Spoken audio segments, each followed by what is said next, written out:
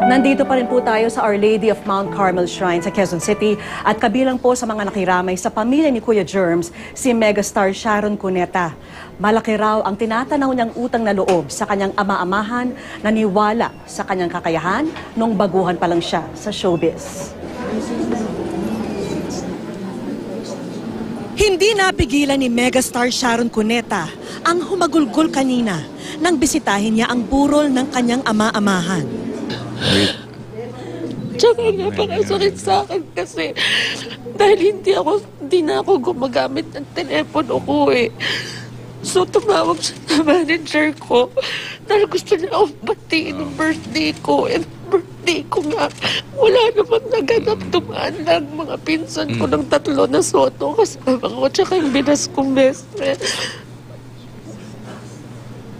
Tapos nagluluksa na kami na nakaburol pa si Daddy.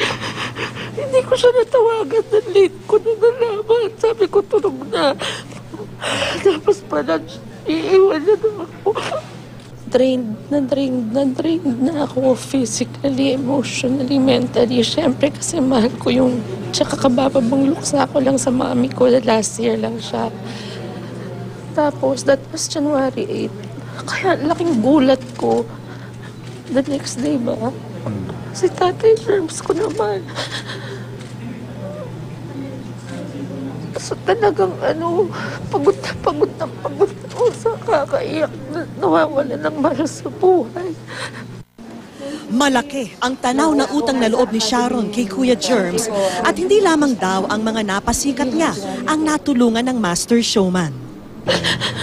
Sa bawat isang bata na tinulungan niya na magkaroon ng konting trabaho, na matupad kahit kapiraso lang ng pangarap maging artista.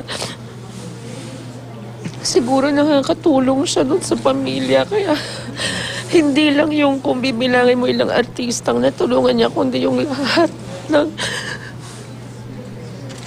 ng kasama ng bawat taong yon. So kung bibilangin mo, hindi mo mabibilang dahil libo-libo siguro. Kung ang natulungan ni Kuya Germs in all his 50 years, no? Sa huli, pabiro ni Sharon? I'm sorry, no? Pero sa lahat na naging anak-anak ni tatay, bukod kay Ate Guy, gusto ko i-claim ako yung I'm sorry to tell you. Pero yun lang, mamimiss ko si tatay. Dati nang ikinuwento ni Sharon na bago pa man siya naging movie star, sa musika at radyo muna siya nakilala sa tulong ni Kuya Germs. At si Kuya Germs na nga raw ang naniwala sa kanyang kakayanan. Si Kuya Germs din ang isa sa mga tumulong para makapasok siya sa pinilakang tabing at maging sa telebisyon. Nagboluntaryo naman maging ang ilan sa mga simpleng taong natulungan din ni Kuya Germs. Sino po ba'y magsasakay sa akin? Hindi naman po niya ako kilala. Ako po yung hiya. Ako po kusang nagpunta dito para magboluntaryong tumulong sa mga gumagawa dito sa burol niya. Hindi lang naman po ako nagtrabaho as nurse kay Sir, kundi parang pina-feel sa amin ni Sir na one of his family na po kami. Ganun po siya magmahal. Hindi po niya kayo ituturong na nagtatrabaho sa kanya, kundi mamahalin niya kayo as parang kapamilya na po niya. Hindi ko lang po siya tinuturing na as patient. Parang naging tunay na tatay ko na rin po talaga siya. Minsan po tinatawag ko po siyang dada.